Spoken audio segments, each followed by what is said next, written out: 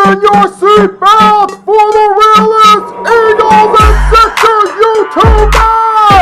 One who plays no clickbait and gets to the point! The myth, the legend, Nicky Steez! Come to my channel, you know the deal. Yo, boy, always keeps things real. I'm simply statue think they slate, dropping unrealistic mad 2K takes for the clip. Even though cats like that get views closer to the milli, never hear me preach, flip on to Philly. Before you watch the Eagles all the way through the early 22, authentic talk, forget what others do. Come to my channel, you know the deal. Yo, boy, always keeps things real. The 24/7, 365 way. Sports content for the reals that feel the day. And then we're going to talk about another player who could benefit from a change in scenery, and that being Jimmy Butler. So Jimmy Butler, we've been hearing about this. Now, the dynamics between Jimmy Butler and the Miami Heat are on the down. The dynamics between Jimmy Butler and the Miami Heat are, they're not on the up and up. It's been good going back to last year. It all started around the playoff time, was like the first public spark of issues and a falling out between Jimmy and the Heat. When he was out, come around playing tournament playoff time, he made comments suggesting that if he were healthy and he were playing, the Miami Heat would stand a better chance of winning those games. And Pat Riley, not a fan of Jimmy Butler being out talking about the rest of the team that is playing, told Jimmy Butler, look, if you're not playing, you have no leadway to talk. That was the first spark that got us to the situation where we're talking about the possibility of a Jimmy Butler trade. Now it's at the point where the Miami Heat have to choose between paying Jimmy Butler more or shipping him out. At this point, I feel like they're going to ship him. And the reason for that is,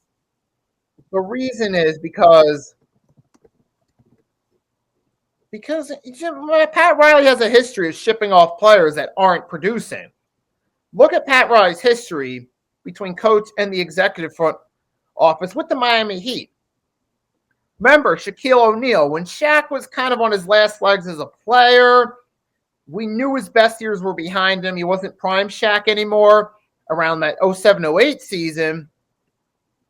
Darku's saying he thinks Jimmy's last landing spot is Houston, which I'll get to in a sec. But remember, Shaq was on his way out. Pat Riley said, nah, we're going to ship you off. Even though he was a key contributor to a championship win in 06, by 07-08, it was obvious his best years were behind him. So they shipped him off. And then remember Dwayne Wade, who helped win multiple championships. When he was on the downswing a little bit, 2016 offseason, they didn't pay him. They let him walk. So Pat Riley has said that, otherwise the guy will make it clear, if you're not doing anything for me currently, it's time to part ways. And Jimmy Butler, over the past year or so, he hasn't really done much for the Heat since they lost that 23 finals to the Denver Nuggets.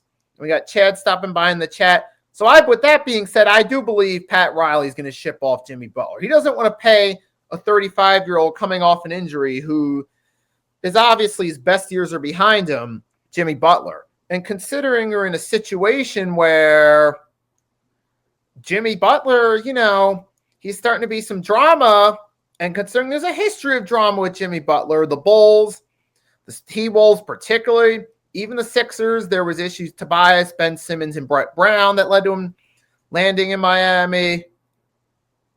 The point is there's a history there. So Pat Riley's thinking, oh no, I don't want to deal with this.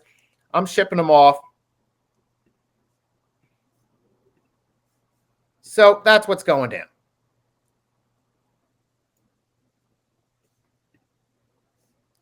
All right, so with that being said, so I'm going to go through some possible trades right here for Jimmy Butler. Because here's one proposed trade, is that he goes to the Warriors. In this proposed trade, it would send Brandon Posminski, Andrew Wiggins, Kevin Looney, Kyle Anderson, Lindsey Waters III, a 2026 first-round pick to the Heat, and the Warriors get Jimmy Butler. Now, that is a possibility, but I don't know if Jimmy would fit in best in that situation. That one right there, not really feeling that. I mean, it is possible pair him up with Steph Curry. I'm sure there's a mutual respect between them, but Jimmy Butler would probably want the bag too.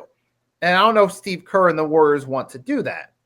Then there is the possibility. I don't feel this one right here about him going to the Mavs. Here's what it would be. It would be Heat sending Butler to the Mavs. In addition to Luka, Kyrie, and Klay Thompson, where would he fit in with that? Well, just based on that alone, before I even get into the package that Dallas would send in this proposed trade, where would Jimmy fit in with those three? You already got Klay. You already got Luka, Kyrie. I don't know where Jimmy would fit in with those three. I just don't see that happening. And plus, with Luka and Kyrie being the main players, I don't think Jimmy's going to be happy with that contract situation. And and that's even if you have to send PJ, Maxi Kleber, Daniel Gafford, Dwight Powell, and Dante Exum. I don't think they want to send Kleber, who fits in well with that system, or Daniel Gafford, or even PJ Washington out to bring in a guy who isn't going to be a fit for them. And as Arku said, the Mavs now have more depth on their roster. If you're the Dallas Mavericks, do you really want to mess that up after the trade deadline, going into the most important part of the regular season before the playoffs? And then look at this one right here. And you got Jimmy Butler to the Rockets. And then the Rockets, they believe, could send Dylan Brooks, Cam Whitmore, Jason Tate, and Jock Landale, and a first-round pick to Miami. Now, I think that's the most realistic of these possibilities so far. We're going to check out the last possibility. This right here proposal would send Jimmy and Josh Richardson to the Suns with Bradley Beal, a 2023 first round, 26 and 31 second rounders. Nah, I don't feel that one at all. That's the least. That and the Dallas are the least appealing of these and the least realistic. Now, this one right here I could see for the Rockets. Because the Rockets, they have a good head coach in Ime Okafor. They have a solid young core. But you don't really have that veteran there, that veteran presence, that star veteran presence. You have guys like Jeff Green, but he's just a body, basically. He's not like a veteran that has a presence to him. Jimmy Butler would be that veteran that has a presence to him. And plus, if you killer some cap space, send Brooks, Whitmore, Sean Tate, and Jock Landale, that could clear some cap room for the Rockets to pay Jimmy to make him happy and to keep him willing to play for them. So I think that's perfect right there. Shad says Houston makes sense. He would help them, Arku. Ime Okafor, get that. Yeah, but either way, this would be a perfect trade. So, yeah, you got Ime Udokata. As long as he's not getting involved in front office affairs with employees like he did in Boston, he's a good coach.